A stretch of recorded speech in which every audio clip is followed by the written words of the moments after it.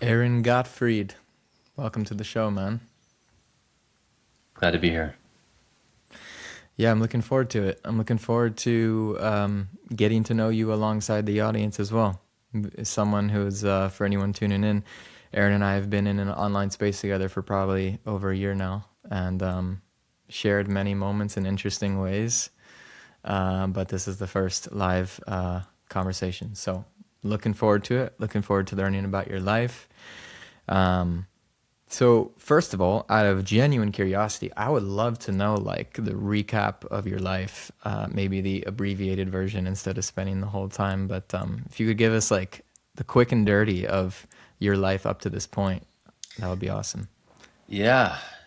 So, born to a basketball coach, Mm. spent my childhood traveling to the different areas that, different teams in the areas that he was coaching. So, I was born in Kentucky, moved to Alabama, lived in a couple places in Alabama, moved to North Carolina.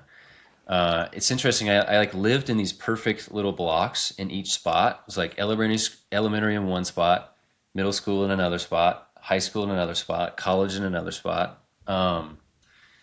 And yeah, it got me used to being. I guess it taught me how to be adaptable, and and like quickly adapt to the environment. And it's I had learned to let go at an early age. Mm. Hmm. Saying goodbye to friends, and it was funny. The first time we made a big move that I could remember, I had just broken up with a girl, and it was like I I had just discovered Inya at the Oh, same time that I was okay. breaking up with this girl and moving away from all my friends, and I swear it's like I think I came online at that point. It was like my Wow. heart actually I felt my heart for the first time. How At old were least you? I was in sixth grade, so I think that was when Oh, and I dated that girl from second to sixth grade. dang. um, So it was like a serious relationship, huh? yeah, from second as a second grader to a sixth grader. But yeah, sports were a big thing in my family. But that was I think that was the first domino of my love for music and love for Mm. art. And yeah, I actually grew up, in the sports world, and had dreams of being an NBA player. Mm.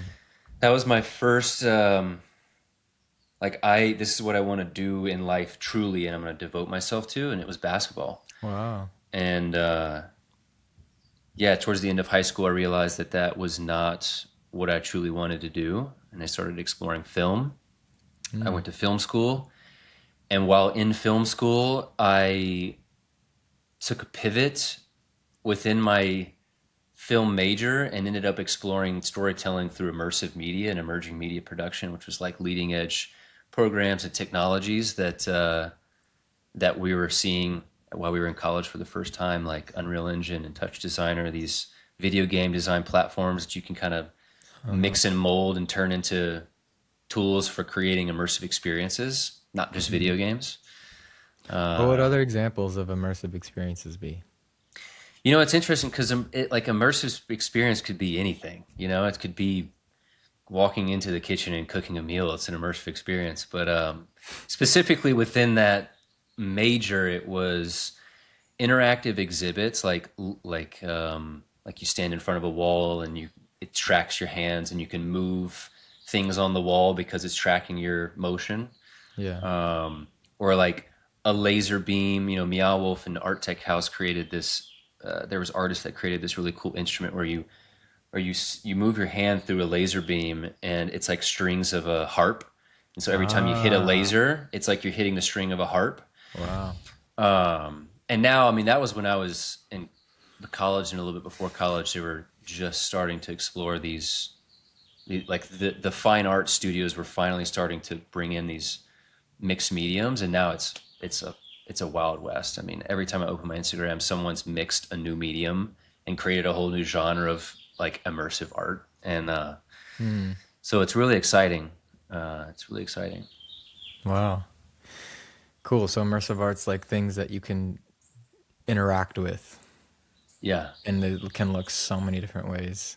Yeah, it's like film is an immersive media, Mm. music is an immersive experience, but it's like to name it immersive experience in the context of that degree, they were trying to bridge. It was like the bridging of mediums, the bridging of traditional film and storytelling with new technology, the bridging of sound design and sonic emergence with virtual Yeah. reality or augmented reality, and like Yeah. creating Yeah. a deeper layer to immersive experiences. Yeah.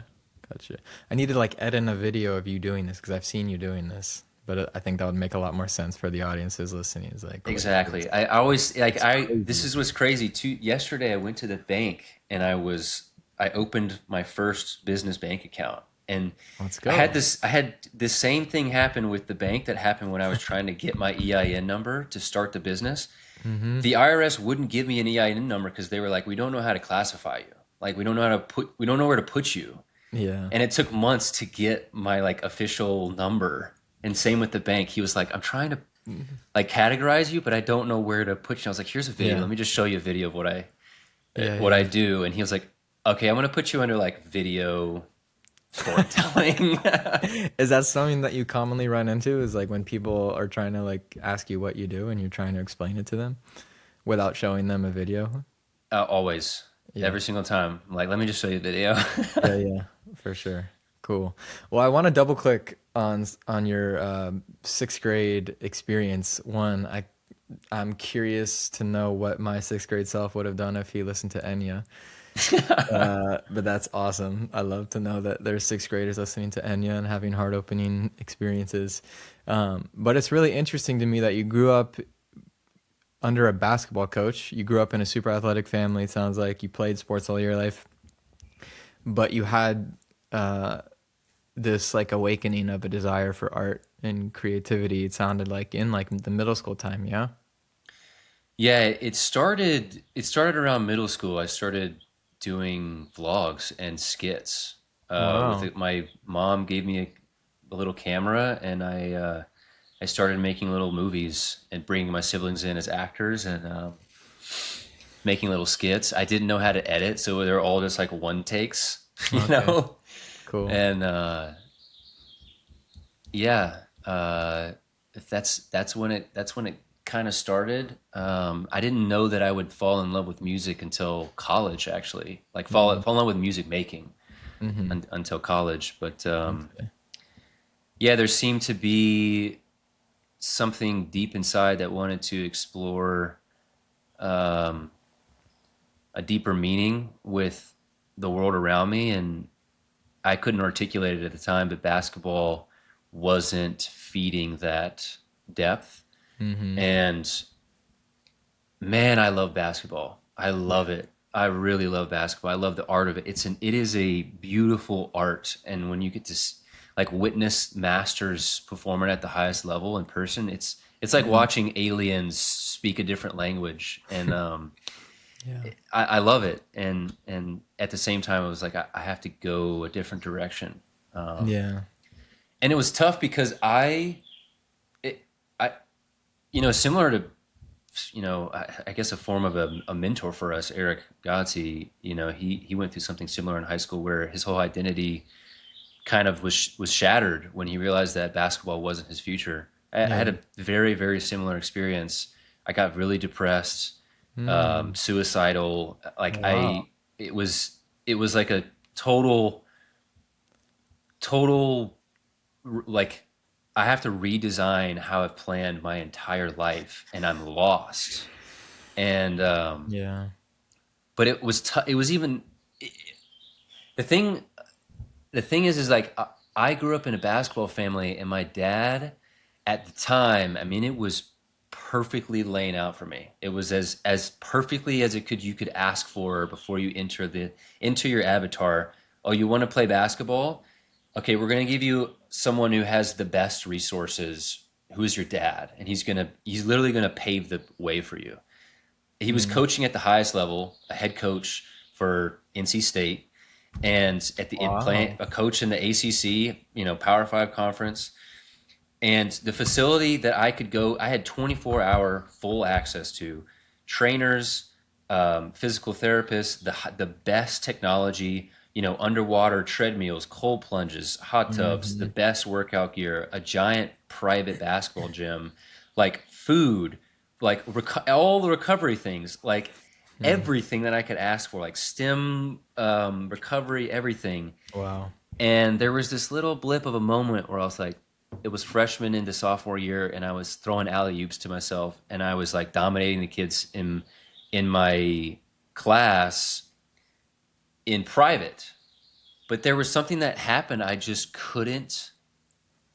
couldn't perform like I did in the free open gym, no pressure. Like I was playing against NBA players and college basketball players, Wow. and holding my own.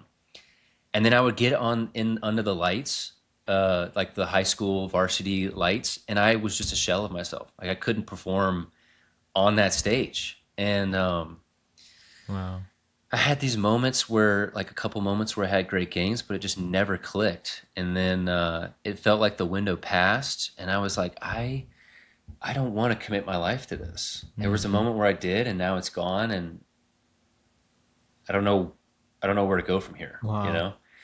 Yeah. I love basketball as well. I was always a soccer player in my life and had a very similar experience to what you're talking about, but we'll save that for another time. So was the progression for you like this sophomore year-ish moment where you were feeling that it wasn't clicking, something wasn't clicking in around basketball, and it was like that lack of it clicking in was kind of what led to this feeling like this isn't my life, this isn't my path, which led to this depressive moment in your life?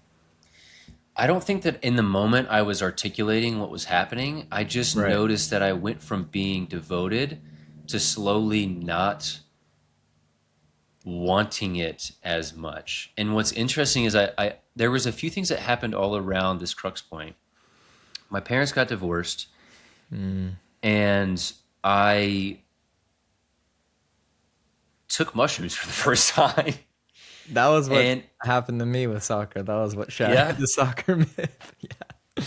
Yeah. so that's what's interesting. It's like something about the psychedelics. Hmm. It opened something deeper in us to explore something a bit more expansive. Not that the art of a sport and achieving your goals isn't deep. Hmm. It it it's almost like you could think of it as like I did that and on a different timeline, and I it was incredible, but there's something deeper for me on this timeline, and like Yeah. the psychedelics presented that new doorway to me. Yeah. um and yeah, I got a little blip of God code in that Mm. experience, and I couldn't articulate it at the moment, but things started to shift over the next Yeah. couple of years, and then I found film. I came back to film. I guess I didn't find it. I came back to it and Yeah. realized, damn, this is like the first art form that I really explored, Yeah. and decided that that was the thing I should go down, the path Mm. that I should go down. Hmm. Was there like a pretty quick, was there a pretty quick like desire for art after the mushroom experience where the basketball myth was starting to dissipate? Is that when art kind of started to come more into your life in a bigger way? It wasn't immediate. I started doing this. Vine was a really big thing at the Yeah. time, Wait, how and old are you? I'm 29. Okay, yeah. Cool. Yeah. How about you? 25. I Nice. was like sixth grade when Vine launched. Yeah. This is interesting. We're the first generation of having smartphones in our hand at a really really young age, which we can touch on the effects it's had on us. Yeah. I Vine was a big thing, and I had this desire to make it on Vine. Before Vine, I had this desire to make it on YouTube. I opened my YouTube account right after they launched YouTube. Was Mm. following people, started making skits and blogs. Wow. Um, but I stopped doing it because my family was making fun of my videos, Oh, and it made me furious. So I went yeah. and deleted all of them and just, let the dream go. Then Vine came around. I was like, damn, I could do this. And it was like the universe opening up an opportunity to me. There was a couple friends that I had that their cousins blew up on Vine. They were Nash and Hayes Greer. Like, I Dude, don't know no if you remember way. those two. They were in Yeah, Charlotte. they went to school 5 minutes from where I am in this exact moment. Davidson Day School. I went there in first grade. That's crazy. I remember seeing one of Nash's first videos and was like, "Yo, I know where that is." I was like, "That's wild." Wait, so they're some of your like childhood friends? Their cousins were my friends, and we Okay. started this like collective. This is so cringe, but we started this collective. We were called the Easy Gang. And we like our You were the names were Easy like Gang? They were we my were, favorite. No, I'm joking. and so we were like That's going we on the clickbait of this video, bro. so we were the Easy Gang, and the goal was to eventually make videos. We just never got around to it. But Okay. they Hayes and Nash would come to Raleigh, and they would hang out, and they would they came to my house. We hung out a handful of times. I took them to games, or I took them to one game, one NC State game, and like they slept over at my house, and I was like, it was like right there. I like made a Yeah, decision. yeah. I want to do Vine, and like within like a month or two of me desiring that, I was hanging out with the biggest Viners on the planet, and I just That's never like wild. leaned in to do it. And so there was this lingering like film, YouTube storytelling thing, but I still couldn't quite articulate it or like get past through the threshold of like committing to it. Yeah. Um, and it all stemmed from this insecurity of like being made fun of, and Yeah. that stemmed from childhood, family. If they knew what type of effect it had had on me, they wouldn't have done it. I think a lot of it was innocent. Yeah. They were just poking fun, but yeah, Hmm. it's been a whole artist, hero's journey navigating that insecurity. Wow. Wow, man. Well, I've got to ask, like, so for anyone listening, Aaron just released this beautiful YouTube video that you guys should all go watch. We'll put it in the show notes. Um, but I know from what you've said that this was like a big step for you of filming that video, of releasing this video, of maybe like this entrance onto the YouTube platform and just sharing in the shimmer. Um, Yeah, I'm curious to hear about that experience in relation to like this whole past timeline of you almost going, but being made fun of by your parents, and like I'm curious if any of that was like coming up for you around this, and just what this experience has been like for you of taking that step. Yeah. Yeah. I so I started releasing YouTube videos a little over a year ago, but I wasn't taking it seriously and I wasn't telling anybody. I just Mm, wanted to like do it privately because I mm-hmm. knew they wouldn't get any views, and I just wanted to kind of enter into the dojo Mm-hmm. and just test some ideas. And I started last year with a 100-day challenge of every Mm. single day I'm going to make a I vlog remember about that. fighting the doom scroll. So I'm Yeah. just going to, every time I want to doom scroll, I'm just going to whip out my phone. Instead of doom scrolling, I'm going to turn it around and can't like video myself talking about like my desire to just numb out in the doom scroll. Yeah. And it was just a practice, and still wasn't really telling. I didn't tell anybody except for the people in the Dharma Artist Collective, and it never really felt like I launched. It was just like I'm practicing right now, and I'm Yeah. telling the story, and I'm just practicing. Yeah. This video launch was I'm gonna tell everybody about it, and I'm gonna tell my story. And this is gonna be the first time I really not split over 100 videos talk about Yeah. my story. I'm gonna hone in, hit points, talk about the main elements of you know what's most alive for me, and vulnerably share to those uh, that know me, Yeah. and do that for the first time. And it was it was wild. I had a dream the night before. I had finished the edit, and I had finished prepping everything, and I went to sleep, and I woke up with a dream that I was being approached by a teacher, and I have this dream symbol of someone named Will, and it's a symbol for willpower.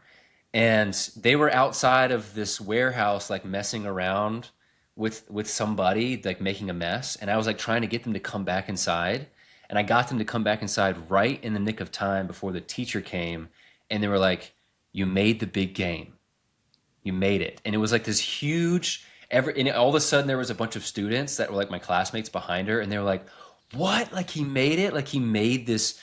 He made the game. Like he made it to the game. He performed something so well that he was able to make it to the next level." Yeah. And I woke up and I was like, "Wow, if that's Mm. not as clear of a dream symbol story reflection for me about to launch my YouTube, it's something I've been wanting to do for like 20 years." Yeah. Literally, like a YouTube launched in 2006, and I've been wanting to like take YouTube seriously since 2006. It's been 20 years. And I also got hit with yeah, you made it to the game, but now you have to perform because you made it to the game, you know? So you're just getting Yeah. Yeah. started, you know? Yeah. Wow. So it's been a navigation.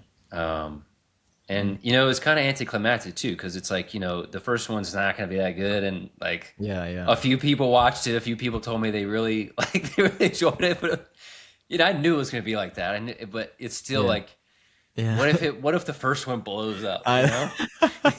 I So, totally. Yeah. but you know, I grounded out, and to be honest, the process, and I didn't see this coming, but the process of like taking the long form and shortening it into short form to create reels to like market it.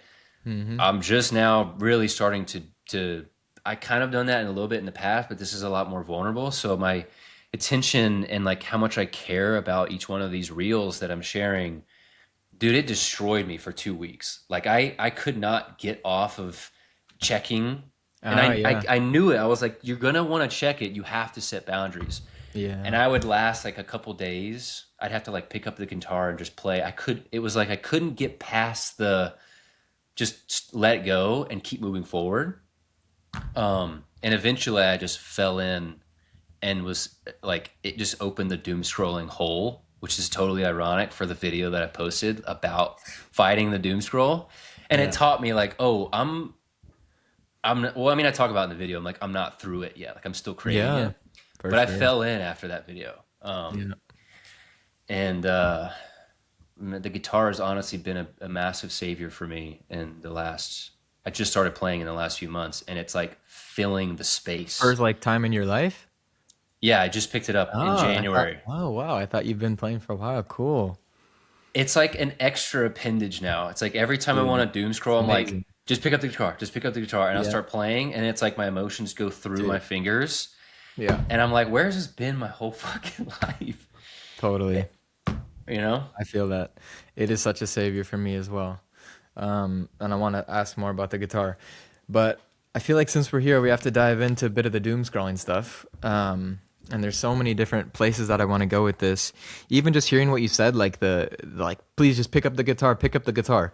But like that sense of like urgency in like the micro moments where you're having like the pathways have opened and you're in the micro decision of like, do I go right or do I go left? Like, do I go on YouTube or do I go on and grab my guitar? But it feels like there's something so interesting to me about those micro moments, because literally if you choose right, it's like, you know, 5 minutes goes by once that wave of like the desire for short-term dopamine, once that washes over, you're just like, you know, I fucking made it. You know, I'm like, I made it. Like I made the decision. And to me, it's speaking to like momentum, which I think you called like compounding, like the compounding, not interest, but like, yeah, the momentum of each micro decision that we make and how that can lead to how the rest of your day turns out. Like you talked about in the video, how your entire life turns out. Um, yeah, those little moments, it's super interesting to me. It's this liminal space that feels like a valley that one has to pass through on the hero's journey, but you have to do it all the time in this era of technology. You know, it's like this Mhm. liminal space that if you can get through this I mean, it's just a decision, you know.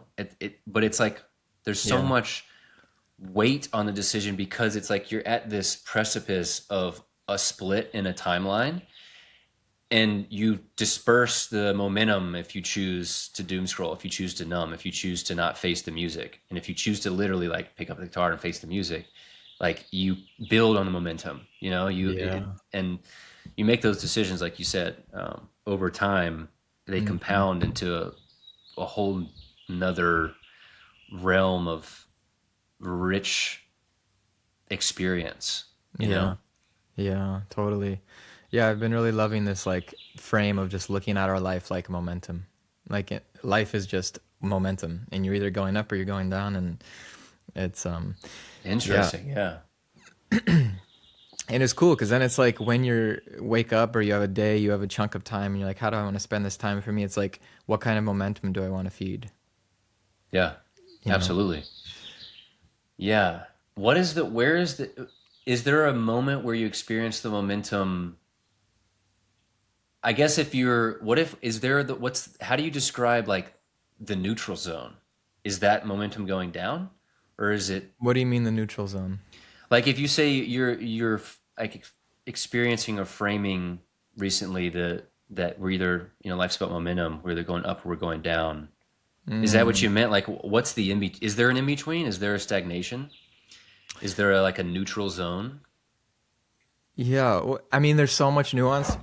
There's so much nuance to like, if you call it like good momentum versus bad momentum, there's so much nuance to even bad momentum because, like there's moments where maybe you're going down into a distractive loop, but really what's happening is there's like this really deep part of you coming up, and like, and then 2 weeks go by and you've just been in this crazy process of processing like a deep wounded part of you, and then, and then it's like, okay, like I know that I went, maybe I took a couple steps back in distraction, but I also can see that like I'm like on a new horizon and I can see the valley that I just came out of, and it's such, so it's just like how are we labeling like good momentum versus bad momentum? It can be tricky, but I think yeah, so like for you, for what you're saying with neutrality, like one way to look at neutrality might be like boredom, right? It's like you're not doing, but I would call boredom like good momentum. You know what I mean? I guess Yeah, I it guess is the a kind of like the curiosity is like, liminal before the momentum. yeah, I guess the curiosity is like what does neutral mean? And I don't know. For me, yeah, it's super nuanced, I guess. But Yeah. I almost feel like there are times when I feel like I am neutral based on my nervous system from doom scrolling. Like if I've numbed myself out from doom scrolling, then it's almost like I'm in this in between yeah, I'm not actually feeling anything. And so if you like in the metaphysical sense of like your energy, your yeah, energetic expression is what you attract. It's like if you don't feel anything, then it's you're kind of just like stopped, yeah, you know? Like you're not going in any one direction, so it's like yeah, things don't move and don't things don't come towards you because you've just numbed yourself out. yeah. Um This is really interesting to me, man, and it's reminding me of something I was thinking about today. I went on a run and then I was in the sauna like a couple hours ago, and I had listened to your podcast or your episode while I was running. It's a beautiful day out, and it's just like, one of those moments post workout you're just like, let's go, like feeling, so good, and like so just like high on life. And sometimes I'll get this after like being in a pocket of creativity for a while or something. And sometimes when I'm in those spaces, it's like, oh my gosh, I'm back. I'm back in this amazing, beautiful state of being, and now I want to be here forever. It's like now I just want to be like this forever. And so I feel like this like neutrality zone that you're talking about, where you're not like that. You're not in this beautiful, ecstatic, let's freaking go energy, but you're also not doing bad. It's not a bad thing. I feel like for me, there's definitely a developmental edge of getting good at being neutral, getting good at not being needing to be like, let's go. Because I think when we get in those spaces, it's like, okay, now we're just going to be like this forever. But there is like a sense of insustainability to that. And so I think for me, it's definitely a developmental edge of like celebrating those moments, enjoying it, soaking it up, but also like getting really good at being neutral. And for me, this is where like Buddhism and meditative practice comes hugely, and is why I'm attracted to it, is because it's really about like stabilizing in this more consistent, stable state of being, which, because otherwise you're just like a crazy roller coaster. And the last thing I'll say here is like, my lack of being comfortable, being neutral, I think has actually been a time where I would go and scroll or go and get like short term dopamine. It's like, this doesn't feel comfortable. I need something. So I'm going to, versus when I'm like on cloud nine, it's easy. I don't want to check my phone. I'm just like, I'm vibing. So yeah, the neutrality. Yeah, it reminds me of that quote, the amateur shows up when they're inspired, the professional shows up every day, you know? And Yeah. I had this, it's crazy you bring this up because literally today, and I hadn't articulated it yet, but today I started the day, crazy dreams last night. You even said it, like the last 2 weeks, or not last 2 weeks, but like, go through a fog 2 weeks, come out the other end, and it's like, I'm here, I'm back, like that, let's Yeah. go. Yeah. I had that yesterday. Uh-huh. And today I woke up from a crazy, like one of those, big dreams that has these Hmm. like powerful, like life lesson blueprint Yeah. symbols, and went right into the music and had no guilt that I wasn't working on things that make me money, and I was just making music and it was fun. And I was like, let's go on back. And I made breakfast. I was walking upstairs and I was like, man, I'd love to see a hummingbird. And before I could even finish saying in my head, I want to see a hummingbird flew like right at me, stopped, looked right at me, and then flew away. And I was just like, what the fuck is going on? Wow. And and then I came back upstairs and I felt the momentum. It was like the sprint ended and I was like tapering out. Hmm. And that's when I fell into the Prince hole of like, I'm gonna like listen to, and it felt like I was getting inspired by Prince, but Yeah. I was like not making music. I was exploring Prince and I was Yeah. watching YouTube videos on Prince.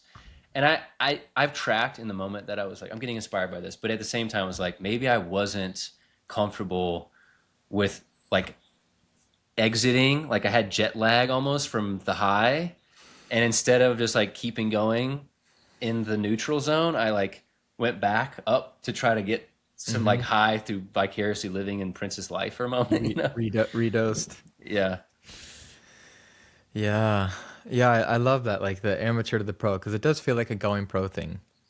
My one of my close friends, he like created this kind of mythos of like the lightning wielder, and he says like the amateur, we're like chasing the lightning strike. Like we go back to the ceremonies because we want to feel like that lightning strike, or we're chasing those moments like you had yesterday, where to me it kind of feels like the lightning is striking.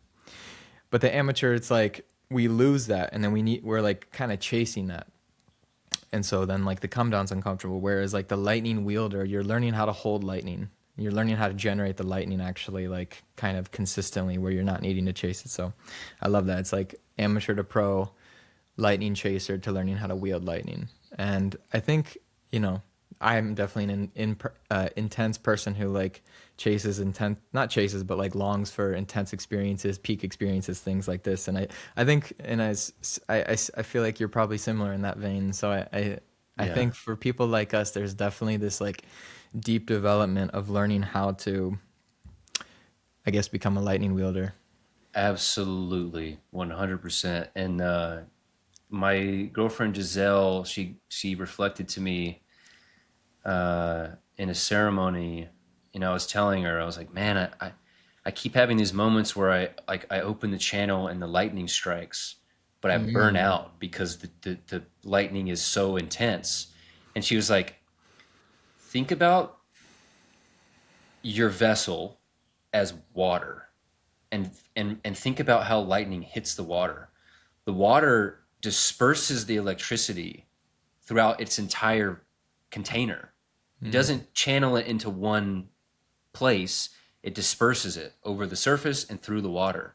So be like water when you Yeah. receive the lightning. And I was like, Wow. whoa. And Wow. so it has actually helped. That was like 6 months ago, and I feel like I've been a lot more sustainable with the lightning strikes since then. Mm. Um, Beautiful. yeah. I want to Yeah, I want to ask you about the creation of this video and whatnot, and double click on what you were sharing about this 100-day challenge you did. You said something to the effect of, like, whenever I would have the desire to doom scroll, that's when I'd pick up my phone. Kind of this like alchemical process of turning the desire into like a creation or something like this. And let's see if I have the quote in your video. Um, yes, you say, quote, I can set myself free by making these videos. And so clearly there is some juju for you around like that part of your intention in terms of creation. It's like real time alchemy of this process in your life. Um, and that is really interesting and I mean beautiful. So I would love to hear more about like that part of your desire in terms of creating in this way. Yeah, it started at the end of 2024. I don't remember what exactly spawned it. It might have been I started doing Kundalini, and it was like at the peak. I was doing a 40-day Kundalini challenge, and it was like at the end of the session, every single day, I kept getting hit with a lightning bolt of like clarity, and one of the pings of clarity was you can set yourself free through vlogging, through making videos and putting them on YouTube, and like you need to do it. And so I had set this intention that I need to start doing it. I started streaming, but I didn't start vlogging. And then 2025 rolls around. It's the first day of the year, and I'm just like, I had no money. I had just moved into my sister's place, and I felt very trapped and confused about what the heck I was doing with my life. And Mm. the clearest and loudest thing in that moment was I have to stop doom scrolling because it is destroying every opportunity. It's sucking at my time and my energy and my focus and my creative juice, and I've got to stop it. So Yeah. how am I going to stop it? And it was like every time you want to doom scroll, talk about it, and just like put a mirror right in front of your like put a mirror in your eyelids, like put Yeah. it in your shove it down your throat, and just keep drilling it into your head like what it is that you're actually experiencing with the doom scroll so that you can work through it. Yeah. And I set intentions in that first video that if you listen to the last video, pretty much every single one of them came true at the 100th day. And I had also ended up on this regenerative farm. I lived on this regenerative farm for 6 months, completely reshaped how I treat my body and my mind and the total alchemical vessel that I walk around in this avatar. Hmm. And I've been able to, there's so much good that came out of that. It was like getting consistent with outputting, Yeah. being honest and vulnerable, sharing the art, sharing the creations, talking about what I'm working through, and just getting these. I mean, there's so many of those 100-day video, um, so many experiences in that 100-day challenge where I had a wild synchronicity happen. I was able to just talk about it and like Yeah. really track it and pinpoint and tie it in and like hold on to a consistent thread. Yeah. And it blew a hole open in my process. Wow. Yeah. Wow. So when you say it came true, you mean like the experiment really worked? Like throughout the 100 days, that practice of turning to creation when you want to do it actually created like a completely new relationship to doom scrolling.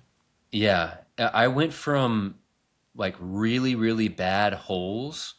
Like I Mm. could fall in for, I could blow like open the Pandora's box and fall in for like a week or months or, you know, like I would have an opportunity come into my field and then just doom scroll through the whole opportunity and Yeah. not take the opportunity deeply or seriously, and it would harm the relationship with that client or friend or Mm. team, whatever it was. After that 100-day challenge, every opportunity that's come to me, I've been able to take seriously. I've been able to go deep with it. I've been able to create on the level that I've been able to create to the degree that I was able to. Um, I was able to like match the potential Yeah. instead of like running from Yeah. running from it. You know? Yeah. So was there like some element of self-sabotage for you within the doom scrolling? Oh, 100%. Yeah. 100%. Which I don't know why I have such a battle with self-sabotage, but Hmm. it's it's something it's a part of my journey. I still haven't fully defined what it is about my journey that makes self-sabotage is a Yeah. it's constantly trying to something inside of me wants to stop me. I don't know if it's fear, I'm scared of Yeah. change, or I I don't get it, know. man. Same. Same here. I think like yeah.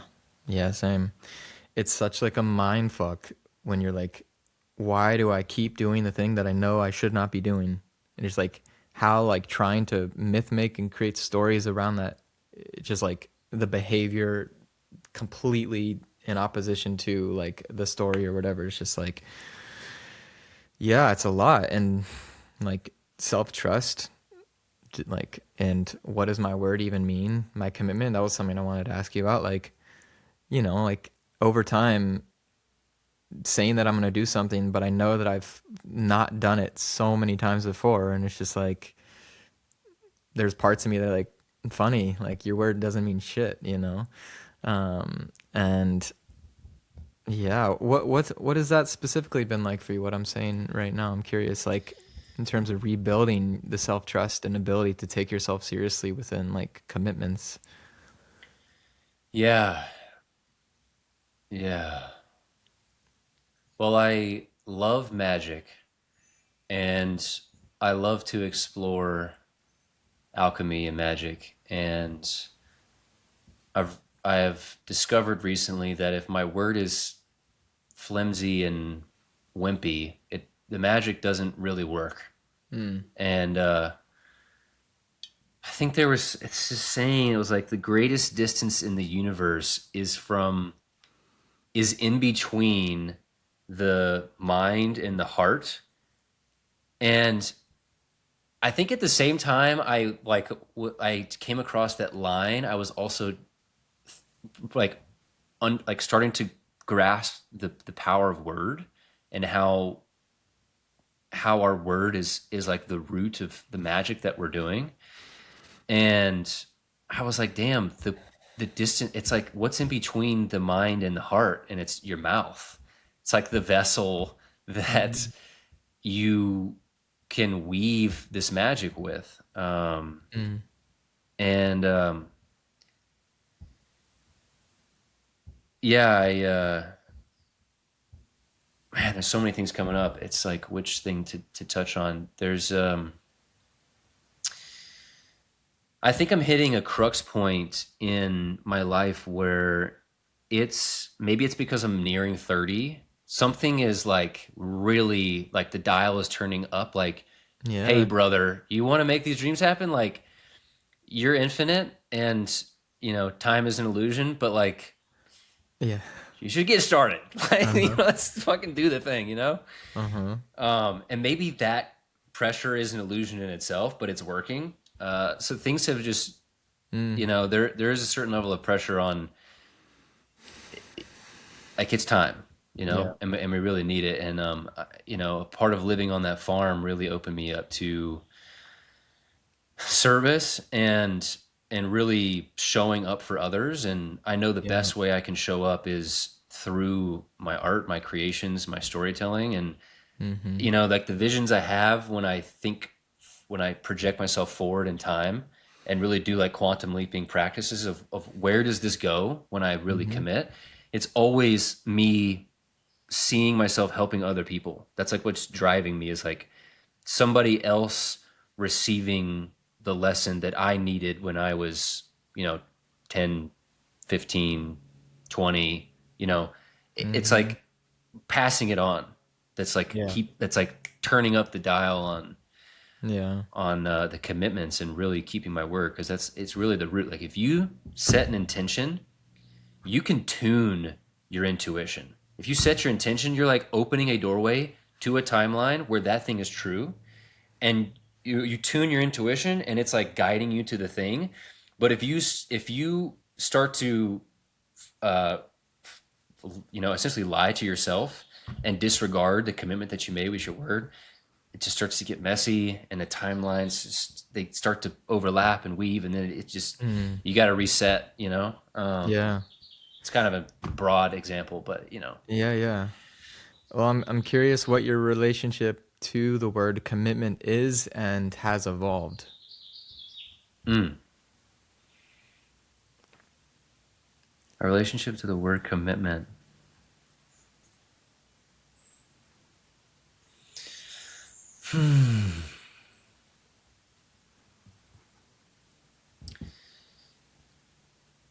The length of time is like the quantitative, I guess quantitative and qualitative aspects of commitment have changed dramatically over the last couple years, and in the commitment to living my life as an artist and committing to the artist journey. um, Great things take time, and there was a lie or an illusion that I was unconsciously existing within, that it would be quick and easy, like making my dreams happen. And it's totally the opposite. Mm. Um, and it's it's interesting. Like, yeah, the deeper I go, the more I have the capacity to hold the reality that the big things, the great things that I want to build are going to take deep consistency, deep devotion, deep commitment, and the word, I guess, continues to evolve the deeper I go, because I can only know as much as I've experienced. Yeah. So I don't know what it's like to commit to art truly for like a decade or 20 years or 30 years, or you know direct the movie or finish the album. Like, I haven't gotten there yet. Yeah. So the word, I guess, it's going to continue to evolve, what it really means to commit, and what you sacrifice in the process of commitment. Hmm. Like right now, I really want to go to the DAC retreat, but I am trusting my intuition that there's a project I need to finish, and I Yeah. have the chance to finish it on that weekend. And so I'm choosing the project over going when I really want to be with the Yeah. people that I love, creating and being in community, with people I've spent years of my life with at this point, Yeah.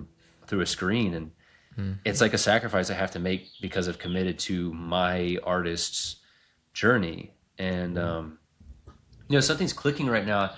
I I was having trouble committing to big projects last year, and something happened when I moved to that farm. One, I committed to a longer term deal with the owner of that farm, which expanded my trust in committing. And there's a freedom that you get with commitment. Yeah. When you commit to a thing, some people are like, "Oh, it's going to like box me in," but there's actually Yeah. a freedom to the clarity that you've now Yeah. stepped into, and you Hmm. can be free within that sandbox. And it's good to have Hmm. boundaries sometimes. But then the bigger thing was that shortly after I moved there, my now girlfriend came to visit me just as a friend, and by the end of her visit at the farm, we were a thing, we were an item. And Uh-huh. since then, it's like, wow, my desire to show up for her the best possible way I can has totally blown open my capacity to commit to other things in my life. And she's like my muse. Like, she's actually my muse, and she shows up as my muse in my dreams. She is the muse symbol in my dreams. Wow. And yeah, I'm just now presencing that. That's cool. She Wow. expanded my capacity for commitment, Yeah. and continues to, you know. Mm. Beautiful.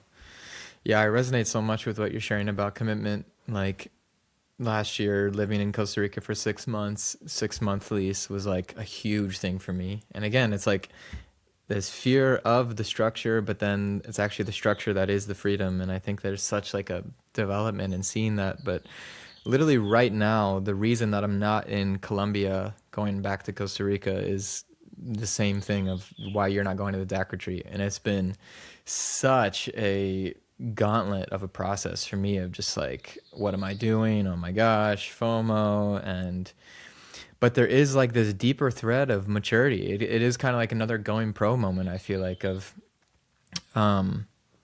one for me, like realizing that our time and energy is not infinite, and that like by choosing one timeline to point my energy and my time towards, I'm inevitably not choosing another one. And so just like this development of getting clear on what is the 20 within the 80/20 of my life, what is the thing that is requiring it, and getting, yeah, just crystal clear on the level of like, I'm not going to go spend 5 days with some of my best friends in the world because I need to finish that project. So good for you, man, because I really do know what that feels like. And yeah. Yeah, that even the concept of we're not infinite is like it's so hard for me, even Mm, though it's true. And yeah. it's something I grapple with because I know my soul is infinite and I Yeah. feel it. Like I feel when I tap into the flow state that my source energy is infinite.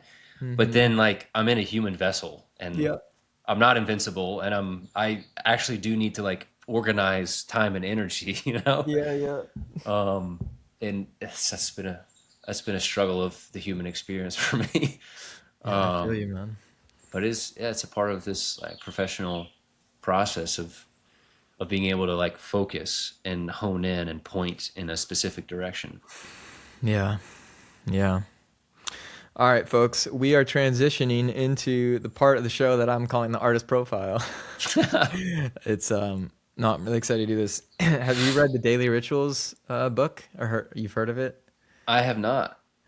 It's this book that I don't know the author of who put it together, but it's called Daily Rituals, and it's basically a book.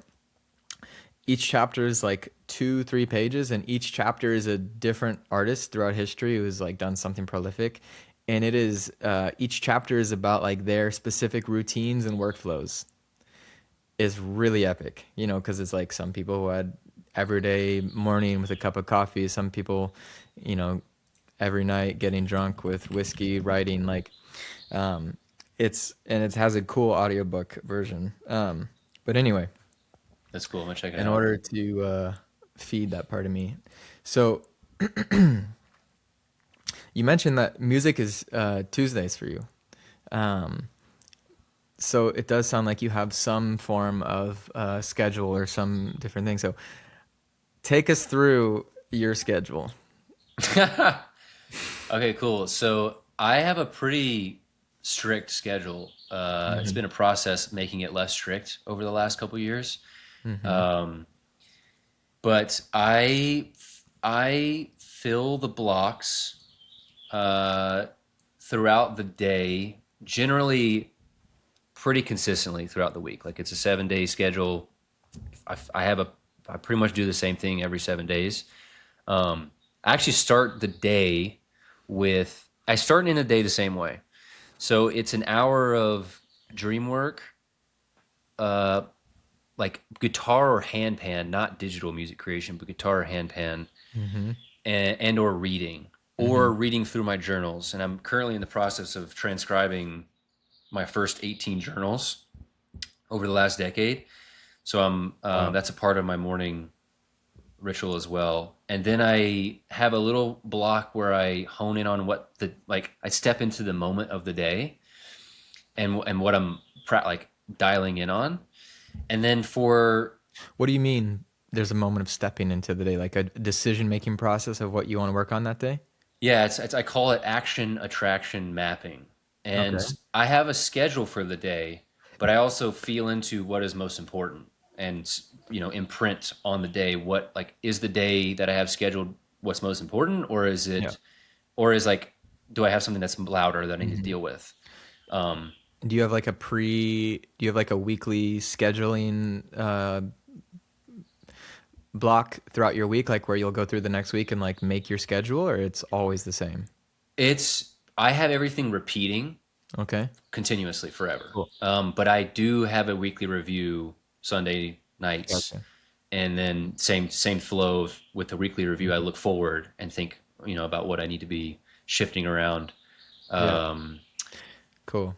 And when you say you have the same schedule every week, do you mean you have the same blocks every week, or you actually are doing the same activities for the most part within those blocks every time? It's blocks. Okay. Yeah, it's blocks. So Mondays, like I've gotten this from the DAC, the Matrix Mondays has actually been pretty helpful for me, getting a lot Shout out of Zoe.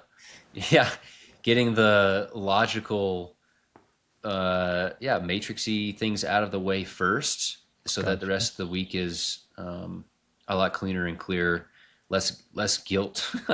Yeah. But yeah, and then Tuesdays I'm finding is actually a perfect balance to the Matrix Monday because I just go full into music. Actually, every single day I start with an hour to 2 hours after that first block. I do an hour to 2 hours of music. Like I just, Oh, and that's like 7 to 9 a.m. So it's every day. 6 to 7 a.m. is that like more Yeah. dream work, You practical you get up arts, at 6? reading. I get up before 6 most days. Damn. But then I kind of late, like I record my dream when I'm laying in Yeah. bed, and then Gotcha. yeah, there's like a moment of, and then when I get going around 6, Okay. and then there's that 15-minute action attraction mapping section, and then it's an hour to 2 hours of music, and then Okay. by 9 ish, that's breakfast, and then after breakfast, the day like the the more like job work Yeah. logical, practical studio production things like I do, those fill the whole like workday 9 to 5. 9 to 5. Okay. Yeah, And it's more like 9 to 3, if before I'm being moving honest. on, the action attraction 15-minute decision making moment. Um, one, I'm curious how often after going through that does your schedule actually change? And two, what is like the kind of micro process that you're going through? Because I think this is one of those things that is so many people talk about like you need priorities, whatever, here's the questions you need to ask. But in my experience, a lot of people have a lot of trouble actually figuring out like what is the thing that I want to do. So I'm curious if you could walk us through a little bit of how you're actually coming to a sense of clarity around that. Yeah. So that moment is a moment for meditation, and that is the doorway to the grounded state that allows me to tap into the heart and make a decision from a place of clarity Mm-hmm. on what it is that is most important for the day. Normally, what I have scheduled is what's most important. Okay. And it is this way because I've spent multiple years refining this schedule, um, Yeah. and making little tweaks, and every like 3 to 6 months I make changes to it. Um, but I've spent a lot of time exploring and experimenting my day to know, and my week to know what works. Yeah. And I still don't feel like I've got the perfect schedule. I don't know if we'll ever have it, but like, Mm-hmm. yeah, it normally, now this is the thing. What I'm supposed to do that day is what is normally what I have in the schedule. Now, Yeah. do I stick to what I have in the schedule every day? No, Yeah. I Yeah. get distracted. I let, a one block overlap into another because I'm in Right. the moment or it feels good. And Yeah. I Flow my inside the week. structure. What's up? I said flow inside the structure. Absolutely. Absolutely. Yeah. And so like then I'll have to adapt the next day. And the weeks, like by the end of the week, the structure is, it doesn't look the same as I had it planned. Yeah. I very rarely have a week where it looks exactly like I planned it. Right. I gotcha. So Are but those you? blocks I've created are like, they're kind of like they're like safety nets, I guess. Yeah, for sure. Yeah. So do you ever like in that 7 to 9, you said you're asking yourself kind of like what's most important. Would another way to say that in the way that you relate to it would be like what would feed me the most? Or are you sometimes in the 7 to 9 like doing something very mundane, very human matrixy because that is kind of what you need to do? When you say 7 to 9, you mean the block that I make music, or Yeah. Because you have the 15-minute thing before that, right? Yeah. I do it before, but then I try to go into music no matter what, and then Oh, it's okay, like I okay. do that. Yeah, I Okay. only do it before because sometimes that block first off, that block is my best focus time of the day always. It's And you're using really, it for music. I'm using it for music. And so there's Okay. times I really need to be clear if like, okay, there's things that are pressing on me. Should I make something else that's more important this moment for me? And most of the time music wins. Mm-hmm. And so, yeah, it's like a principle thing. I'm like, I love music and there's just plenty of logic and rationale that says I should be, doing other things during the best focus time that make me money and Yeah. progress my career and yada yada yada. But the music I know it's going to be a foundation it is a foundation of my life, and I'm making it a foundation of my life. Yeah. So Beautiful. How do you chop up the rest of your 9 to 5? it is a mixture of 3D design, storytelling, and regeneration. Actually, I found that. What do you So mean by regeneration?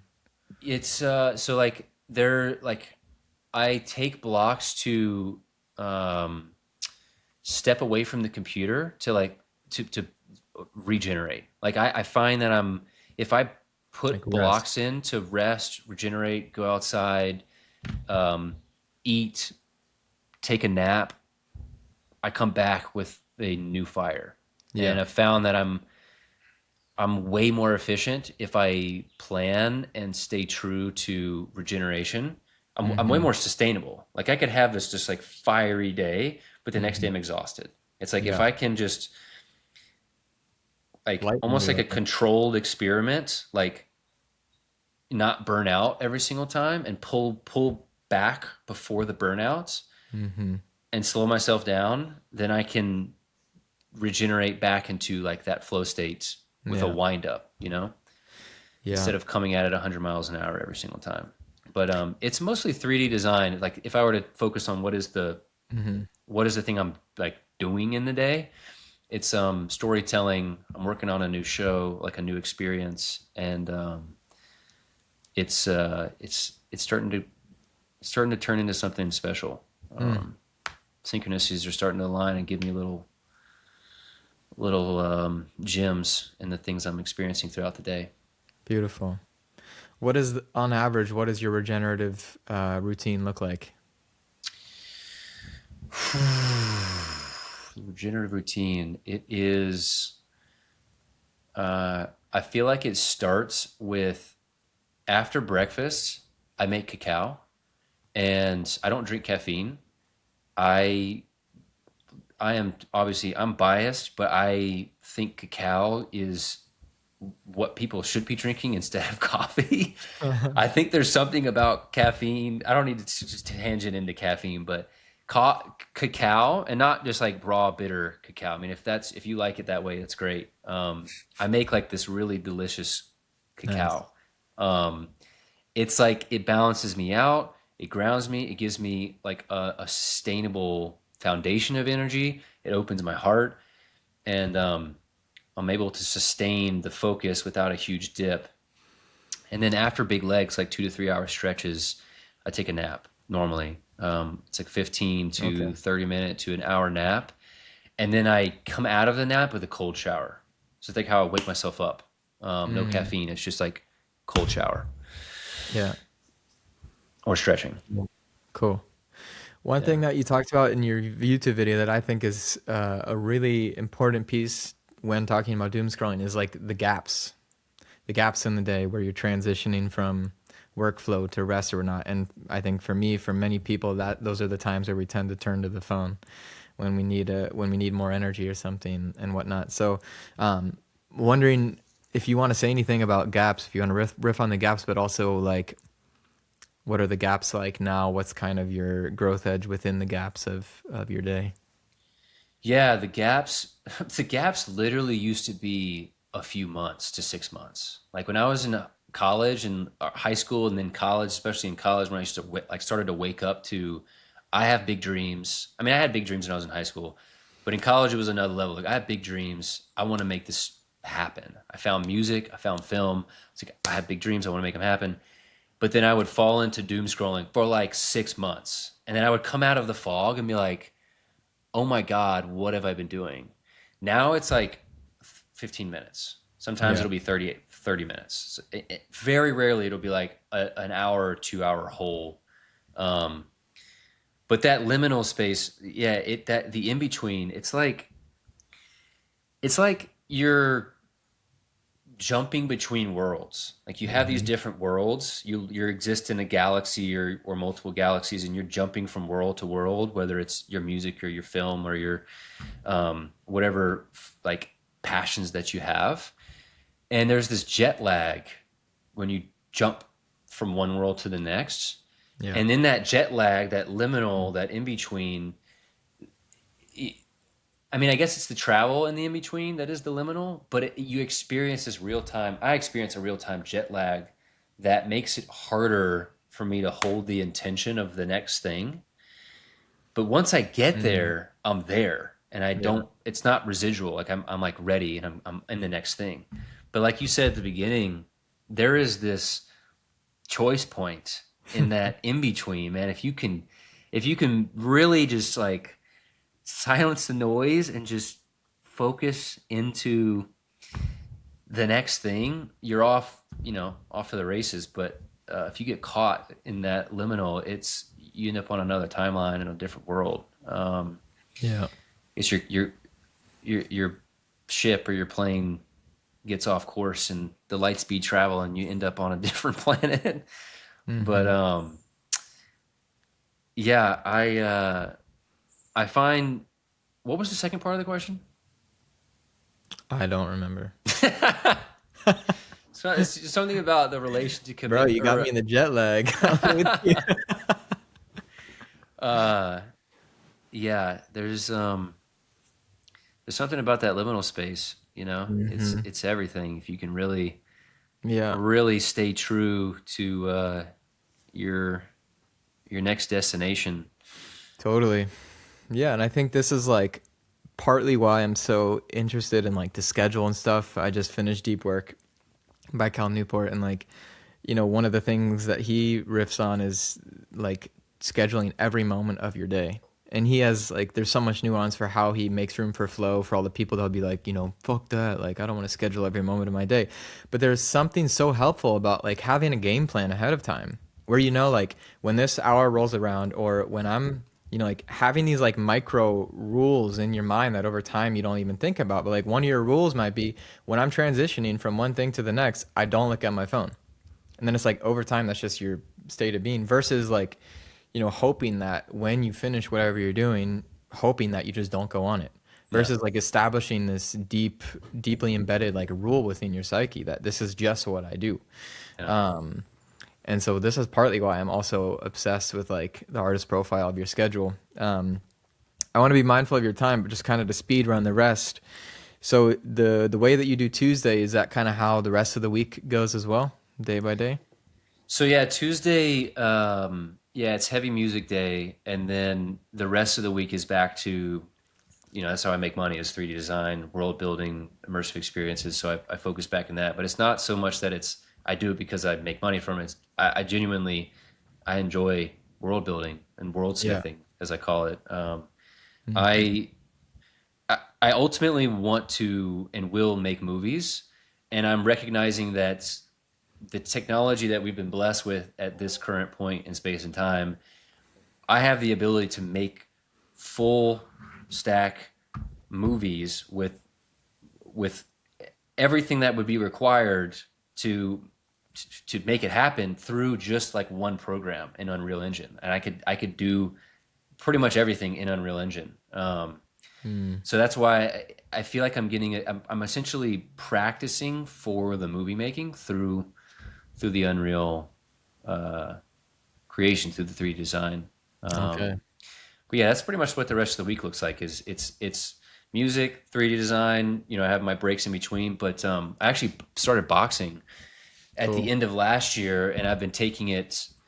I try to say I say seriously in the sense that like I'm sparring. I spar multiple times a week, and I'm sparring with people who have upcoming fights. Like it's Wow. for real. And I got injured right when I started, like we're not, but it's fun. Like I'm holding the frame that it is actually genuinely really fun. That's why I'm doing it. Nice. But it's been a huge game changer for me in so many. There's so many things about boxing that help the art in my artist journey. Mm. The root of it is recognizing that there is something to adapt to, and that sport helps me adapt really fast. You have to Mm. adapt very fast. Recognize what's happening, have somewhat of a game plan, but you also have to dance and you have to free flow in your dance because it's not going to be 1, 2, 3, 4, 5, 6, 7. It's going to be 1, 1, 2, 4, step back, Mm-hmm. feint, counter. You got to be Yeah. alive and aware and sharp. And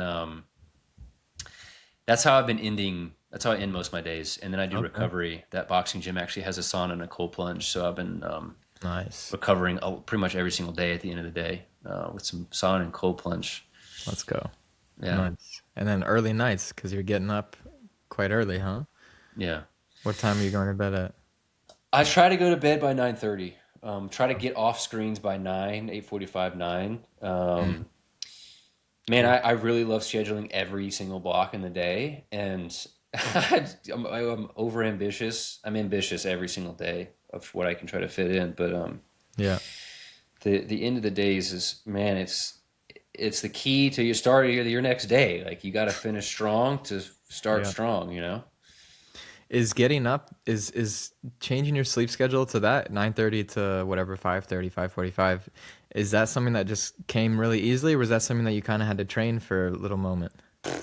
I was a night owl for pretty much all my Bro, life. okay, riff on this because I am actively trying to do this, and I think that that skill of being able to wield your sleep schedule like that is high level magic. So please teach us how you did this. Yeah, absolutely.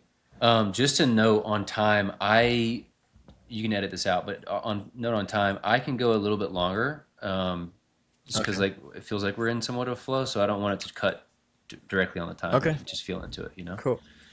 Cool. And obviously cut it whenever you feel it's true. Hmm. Um, the aspect of switching your sleep schedule around was not simple and not quick.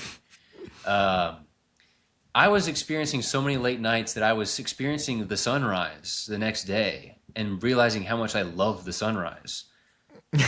And I was like, wait a minute. Like, I should get up to experience this every day. Yeah. And that is essentially what spawned probably, I don't know, it probably took me like a year to really truly like train my body to wake up and not and feel like excited about getting up that early. Hmm.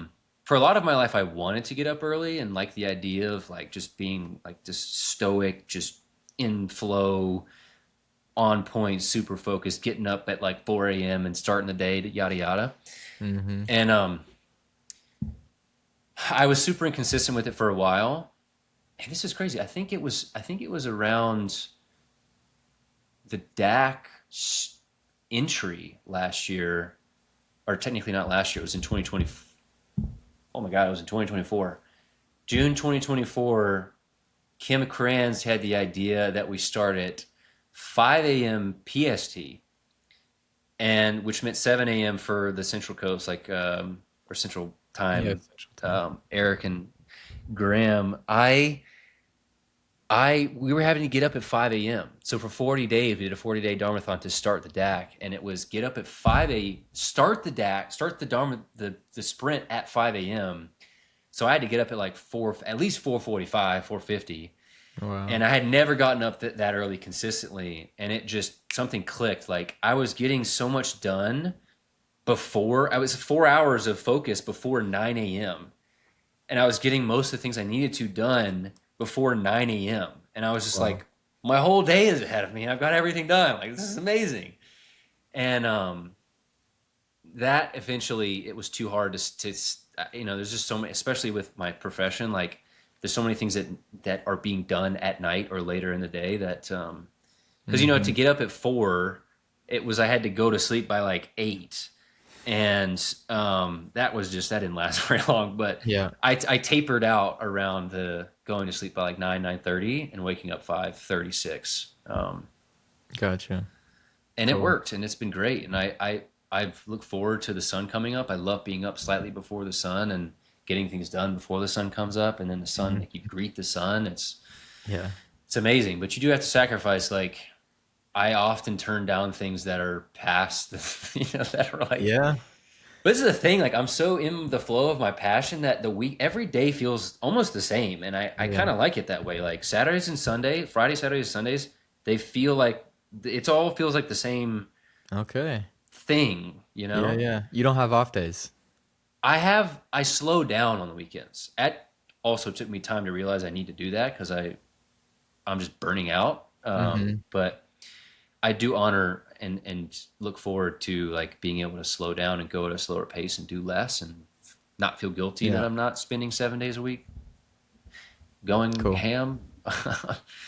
But yeah, still Nice. get up early on the weekends. It's nice. Yeah. When you inevitably do have to break your sleep schedule thing, whatever, for whatever reason, like, can you just turn it back on immediately, kind of when you get back home or whatever? Yeah, yeah, it's like ingrained now. Like I actually, it's really difficult for me to even sleep in if I stay up late. Like I'll still wake up at Wow. at least 6 or 7 a.m. and I have to lay there for a moment to let my body go back to sleep. Yeah. Gotcha. So High level magic, man. Seriously, I think that's a superpower. Eric shared something recently in a Q&A where there was like this study where they put people into an environment with no technology for a week to see what happened to their like sleep schedule and circadian rhythms. And these were people who were like, I'm a night owl. That's just my nature or whatever. And then like by the end of the week, everyone was on sleeping basically on rhythm with the sun coming up and coming down. So I think that's cool. Thank you for sharing that because it's like right now I had like a week, 2 weeks ago where I got it. I was like 6 a.m. every day and I fucking loved it, man. It was like snowing out too. I'm just like in the snow, 6 a.m. The sun's coming up and it's special. It's really special. So I'm gonna poke that bear after the DAC retreat again. Um, yeah, there's something to be said about the actual noise in the field of the human collective being silent in your area, you know? Like yeah, in those moments early in the morning when no one's awake or no yeah, one's doing anything high output, or an entire city is not doing anything, you yeah, feel it in the middle of it. You feel it. I could totally. not. This was crazy. There was a long period of my life where I rejected the 9 to 5 like flow, and I would like have my weekend days be like Monday, Tuesday. I would start and end days at different times, and I still felt this like huge wave at 4 to 5 p.m. of like exhaustion. 4 to 5 p.m. just exhausted. No matter what time I went to sleep or woke up or how I focused during the day, it's like Yeah, you feel this collective energy like you do. winding down. You Yeah. know? Yeah, I'm blown away how that feels on the weekends. Like you just feel it. It's like it's a weekend. Yeah. Um, yeah, there's something so electric for me about being up before the sun and like getting after your stuff. Like there's something about like I care about my time getting to nurture the things that mean most to me so much that I'm willing to like retrain my body that can sometimes feel really uncomfortable to like have a completely new sleep schedule. And it just feels like, embracing being an outlier in our moment. Like this is the time. This is the time to get up early and sacrifice, the comfort of sleeping in to train your craft to do the thing because this is that moment on planet Earth. Absolutely. Absolutely. People want to be exceptional without being an exception. I love that quote. That is an incredible quote. That is incredible. Yeah. So I'm actually curious, would you describe yourself as someone who's on the path of mastery? For sure. Yeah. Oh yeah. Yeah, yeah. I'm 100%. curious, like what is this experience like for you? Because not everyone wants to be a master or even considers themselves on the path of mastery. Most people don't, and I feel like Yeah. it's a totally different frame of existence. It Yeah, might be just biased because I'm in it, 100%. but I, Yeah, well, there's so much here. Like, Godsey, for example, will everyone who's in his ecosystem, he'll say like, I recommend you pursuing a craft, trying to like pursuing mastery in some craft. And so I think there is like a dimension of that where it's like the human nervous system evolved to like have something to work towards and pursue. I think there's like something innately nourishing to humans and important to have that. And there does seem to be this different breed of humans who have a certain level of like intensity and ambition. And so when you talk the way that you're talking about that, that's how I feel. And the founders podcast, I forget the guy's name, but he has the founders podcast. He has this riff that I love, and I need to go back and find the exact quote, but it goes something like this, like, because he talks a lot about ambitious, intense people.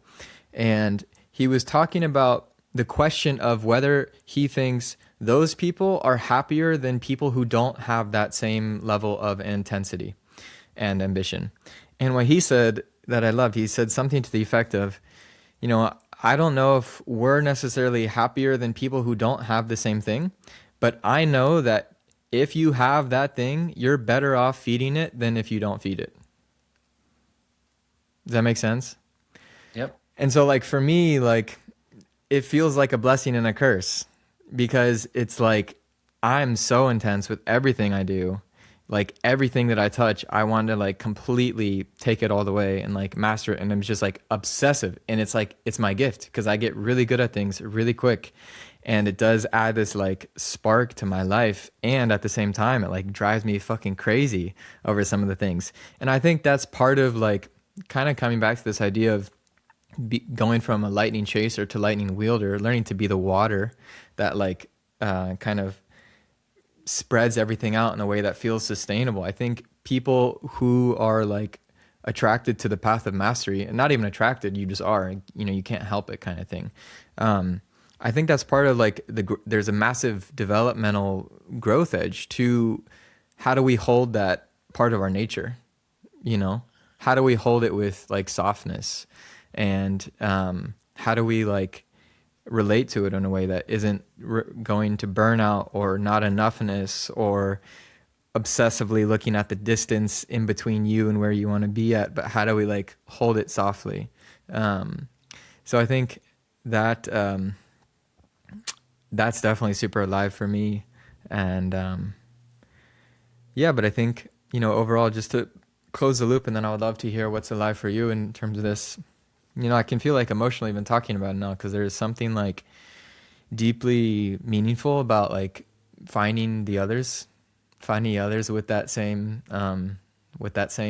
part of their nature, and just like really creating a culture of like regeneration around building those relationships, and just like I see you. It's beautiful what you're doing with your life and the way that you hold that part of your nature, and we need it, you know. Yeah. Absolutely. Absolutely. Yeah. Yeah. I'm curious for you, man. One, if there's anything that comes up for you, but also like, what are the streams of expression or practice that that part of your nature is attracted to in this lifetime? Yeah. I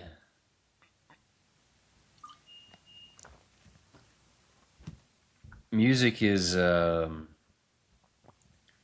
something about music that is feels so true and gives me the feeling of like it's like this pure essence of freedom, like that infinite source code we were talking about earlier. Mm. There is something about getting in the pocket when I'm making music, the flow state of music making, that feels very me. Yeah. And I'm trying to make sure that it's not a conflicting experience and it's just a navigation. that is an opportunity to learn and grow. I also love movies and have a deep, deep desire to direct and write and act in movies. Wow. And it's part of why I came to LA. And um, I'm experiencing this feeling of like I can't do both for some reason, Mm. and I know that's not true. I know it's not true. Um, and on the path of mastery, it's really difficult to try to master more than one thing at a time. And so Tell me I'm the type about of it. person that's like I can master five things at once, and it's Same. not true. And Same. If I can only I, make the perfect schedule, I'll make time for everything. So I'll do five masteries at the same time. exactly, exactly. And so I've I love 3D design, but it's not like my passion for Mm. music and essentially the grander storytelling that I want to do, which would be real time, real movie making in person with a cast and crew and etc. And I've had little blips of being able to direct big projects like that. Most notably, just did one for an artist. She asked me to direct her music video, and it was like 15-person crew, multiple locations, legit equipment, legit. We got crafty. We Wow. got like tens of thousands of dollars worth of gear. I'm like, I have Wow. like we spent months working on it and creating it, and it was like this is like I want to tell stories like this. I love being in hermit mode and 3D designing at my computer and being able to do everything myself. Hmm. But this is even more special. Like Yeah. being able to weave with other people and create together, and like everyone has their zone of genius. And Hmm. I've been blessed a few times to be able to be able to experience what it's like to be on set for like legit like TV shows, like Apple TV shows and Hmm. Amazon TV shows and some FX TV shows. And dude, it's like 100-person plus crew, and everybody has a specific role, and they're just moving at 100 miles an hour like a high functioning organism, and it's just so you can feel it. It's so alive, and Yeah. it's like 100 different forms of art all collaborating on the same vision together, real time. Yeah. It's special. It's really special. It's like I want to be able to do both. So Wow. I'm in a experiment right now of how to gravitate these two planets, these two worlds of music and filmmaking into the same orbit. And I don't have the clear blueprint yet, but I know that I'm on the path to both of Hmm. them. And right now it's, producing music in the spaces that I can, and it's 3D designing and Mm. world building when I can. And Mm. when the next opportunity to direct or write comes, I'm gonna jump on it. Yeah. But always writing, always like expanding ideas. Um, Beautiful. so, yeah.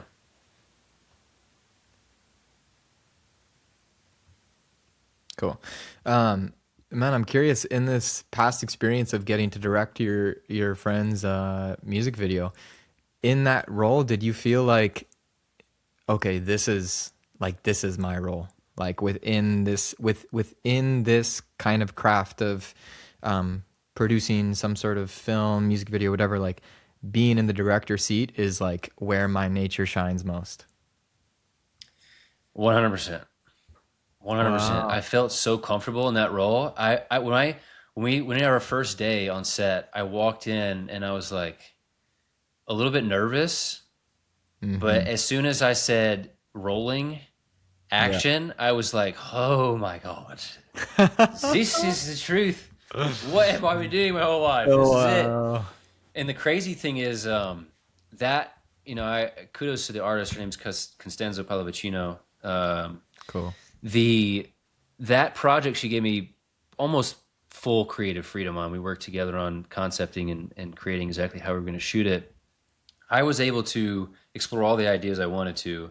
And Mm. so, one day on set, I'm directing and flying a drone. The next day, I'm directing, and I've got a professional DP that's there with me, and I'm able to direct him, and he's a genius. And it was like it was like experiencing, like, I have an idea and you're a genius and I know how to communicate to you and your craft, and I can tell you to do it, and he knew exactly what I wanted and did it. And it was like, Wow. wait a minute, I don't have to do everything myself. Like, I like can let the person who loves doing this thing also like do it and rock it. And Yeah.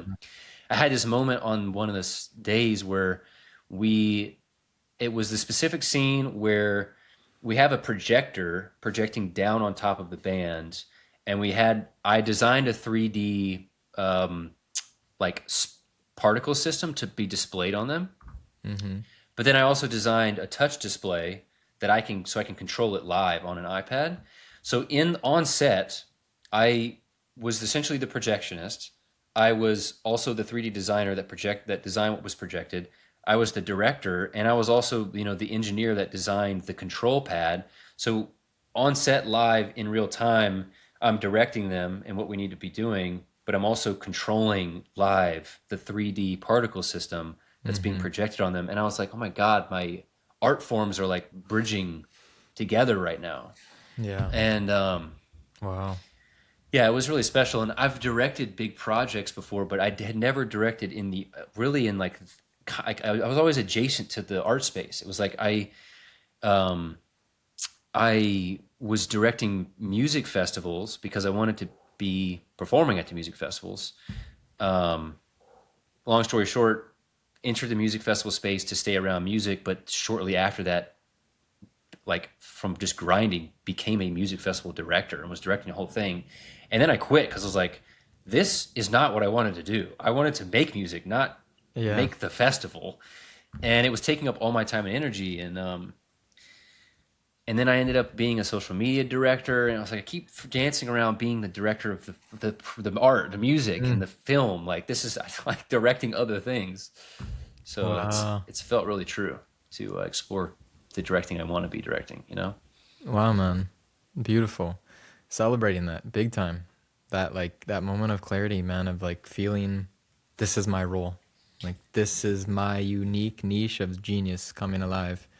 So special. So really want to like yeah, I mean, I'm sure you're already reflecting tons on that feeling of being in that role, but like yeah, just want to celebrate that and reflect the profundity of what that feels like on my end. And it's something that I've been thinking a lot about, like how the different roles within the different roles within different crafts. Like you could say, oh, I'm drawn to being a musician, but then there's so many different roles within music, of like, maybe you're playing an instrument for a long time, but then you realize, oh, I actually want it to be like sitting in the studio, like producing for people, of like, there's just so many micro roles within these bigger arenas. Or like you're talking about on a set of a movie or a TV show, you could say I'm drawn to film, but then like within film, there's so many different roles. And so I just feel like that development of finding the specific role that like your nature is fully unlocked in, that's the secret sauce. And it's something that I'm thinking a lot about.